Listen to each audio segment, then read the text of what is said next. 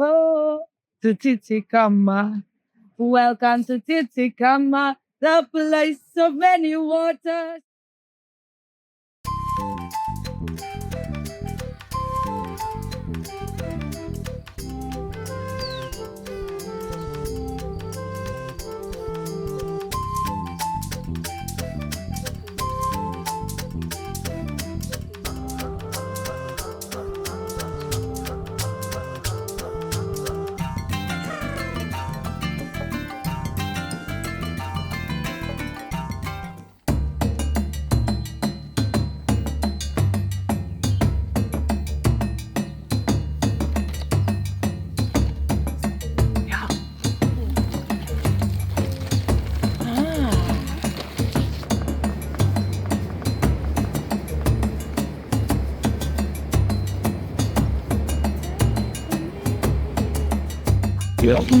그거 chosen. I don't. Hello, Master Tree. How are you today? Good. I'm very good by child.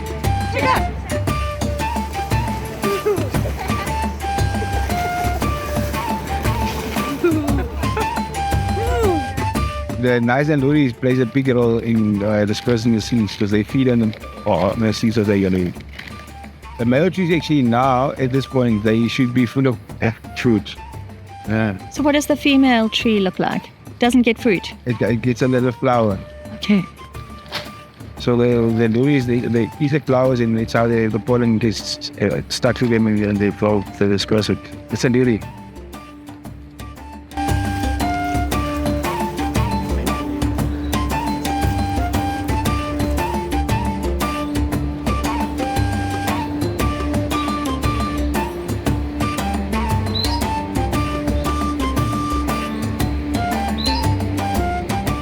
Ancestors were probably so resilient to nature. Like, I can't even walk barefoot and it hurts, but they used to run here. And I was looking at under the where the pine needles are laying. It looks like a comfortable place to just camp out and just lay there under the stars. But now I'd be scared because I actually thought running through my head, or it's unsafe, or I'm just scared of nature when it comes to such things. But that's the thoughts that were running through my head.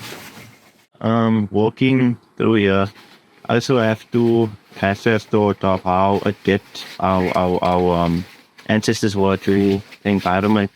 Because like also seeing all the soft and dead plant debris, that is also good for sleeping. I was thinking like, what do you need? You know, there's everything out here. There's a place to sleep, there's shelter, you can make shelter. When you can eat, you can go fish, you can hunt. The specific site, the ocean is not too far, so they could go fish. There's abundant of fishes along the coastlines. Right? Yeah. Only fish. There's shellfish, mussels, Shellfishes, a lot of seafood. Yeah. But what's one of the best I about vegetable? You basically just forage for vegetables and then plant them at home or something. Is that where maybe African potato came from? You'd have to wait a lot while. Yeah, there is. Going there, someone somewhat ate it. Wild onion or so. Yeah. Something I grew up with was looking for mushrooms. Where we always found, and for some reason they always grew on the edge of these plantations. Well, We might actually see some here. Warriors picked some. Yeah, in the story. And I kept saying to him, sure these are. No, like we did grew up with, you know how to recognize them. Which ones are not poisonous. You have to know them. Otherwise, you can't just go and pick up anyway. So we might be lucky enough to see, I don't know if it's been the right weather, but there's a spot just here. Yeah. And Otaniqua is a Khoisan word, and it means collectors of honey. I found that, so that was quite interesting. And Tsitsikamma? Tsitsikamma means place of abundant water. This I don't know how to. is part of the Helichrysum family. The Khoi people used to call it just Khoi food. Quite food. Yeah. It's for women's bedding. It needs to sleep on it. Because it grows in bunches, look there, over there, and it's very, very soft. It's like 3 bunches of it. Now it's thousand, and it's very soft, and I'm going to crush it a bit. We'll just pass it around, just smell it. You know what? There is a natural insect repellent. So when you sleep on it, especially in summer, then mosquitoes that don't bother you. Even if you're on hiking trails, I've done it a lot. You crush it, you rub it on your skin, mosquitoes don't bother you. Correct.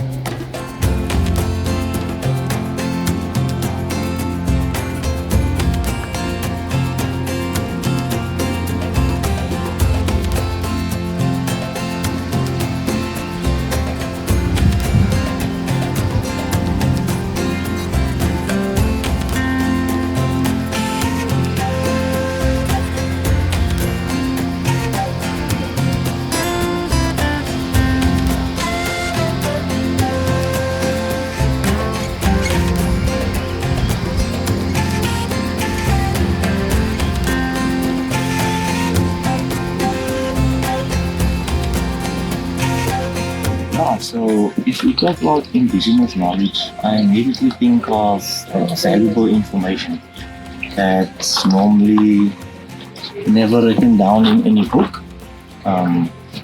It's normally orally passed down through families, in small communities, through a certain type of people or people groups. And I'm indigenous. I feel I am. My ancestors are from the land where I'm currently living. As well as I do feel proud of that because some of the indigenous knowledge that we carry in our household, for example, for our family's knowledge and on herbs and medicinal properties they are. So the people kind of know us as the medicine people. As far as I know, my grandmother is an African. Look, it makes me feel very nice to connect with the nature.